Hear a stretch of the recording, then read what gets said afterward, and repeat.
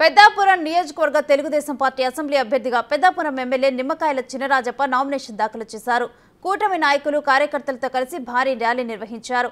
అనంతరం కూటమి ముఖ్య నాయకులతో కలిసి పెద్దాపురం ఆర్టీఓ కార్యాలయంలో నామినేషన్ వేశారు. ప్రజలు మార్పు కోరుకుంటున్నారని, కూటమి అభ్యర్థుల విజయం ఖాయమని ఈ సందర్భంగా ఆయన అన్నారు.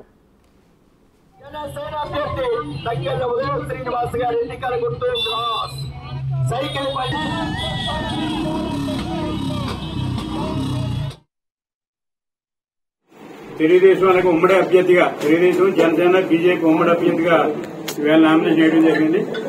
ఈ నామినేషన్కి మరి తెలుగుదేశం జనసేన బీజేపీ నాయకులందరూ కూడా రావడమే కాకుండా మా పార్టీ ముఖ్యులు, జనసేన ముఖ్యులు, బీజేపీ ముఖ్యులందరూ కూడా ఉదయం నుంచి కూడా ర్యాలీలోని నామినేషన్ తోటి కూడా పెద్ద ఎత్తున పాల్గొనడం జరిగింది. అందరికీ కూడా అభినందన తెలియజేస్తున్నాను.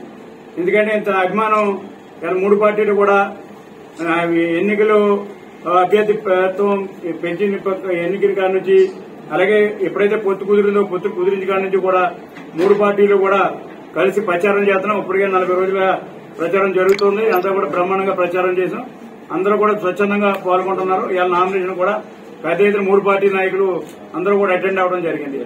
నిదర్శనం అయితే ఎందుకంటే ఇవాళ తెలుగుదేశం ఉమ్మడి రాష్ట్రంలో ఉమ్మడి కింద తెలుగుదేశం జనసేన కేంద్రంలో బీజేపీ కలిసి ఇవాళ పోటీ చేస్తున్నాం. మరి రాష్ట్రానికి వచ్చేటప్పటికి ముగ్గురికి కూడా సీట్లు ఇవ్వడం జరిగింది. తెలుగుదేశం జనసేన బీజేపీ కూడా సీట్లు పోటీ చేస్తాం, ఎంపీ సీట్లు పోటీ చేస్తాం, ఎమ్మెల్యే సీట్లు పోటీ. అందరూ కూడా గట్టిగా పనిచేయాలి, కార్యకర్తలు కింద పనిచేయాలి, కింద స్థాయి నాయకులందరూ కాలాలే కలిసి పనిచేయాలని చెప్పి మూడు పార్టీ నాయకులు, పార్టీ నాయకులు మాకు ఆదేశాలు ఇచ్చారు. ఆదేశ ప్రకారం మేము కలిసి పనిచేస్తున్నప్పుడు ఇవాళ రిజల్ట్ కనపడదు మాకు. ఇవాళ నామినేషన్ అందుకే పెద్ద ఎత్తున నామినేషన్ వచ్చారు. అందరూ కూడా సంతోషంగా వచ్చారు. అన్ని జెండాలు పట్టుకుని రావడం జరిగింది. అందుచేత విజయం తథ్యం.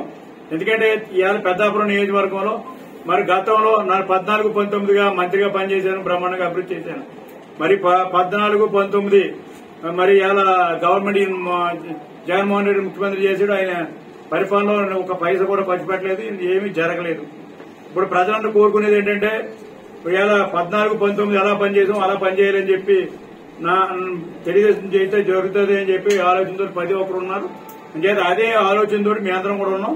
మీ అందరం కూడా కష్టపడి పనిచేసి నియోజకవర్గాన్ని మంచి అభివృద్ధి చేసే బాధ్యత తీసుకోవడం ఒకటి, అలాగే సంక్షేమం కూడా అందించడం, అభివృద్ధి చేయటం, అలాగే అన్ని వర్గాల ప్రజలని కూడా అనేక వర్గాల ప్రజలు అనేక సమస్యలతో బాధపడతారు. ఆ సమస్యలను కూడా పరిష్కారం చేసే బాధ్యత నేను తీసుకుంటాను.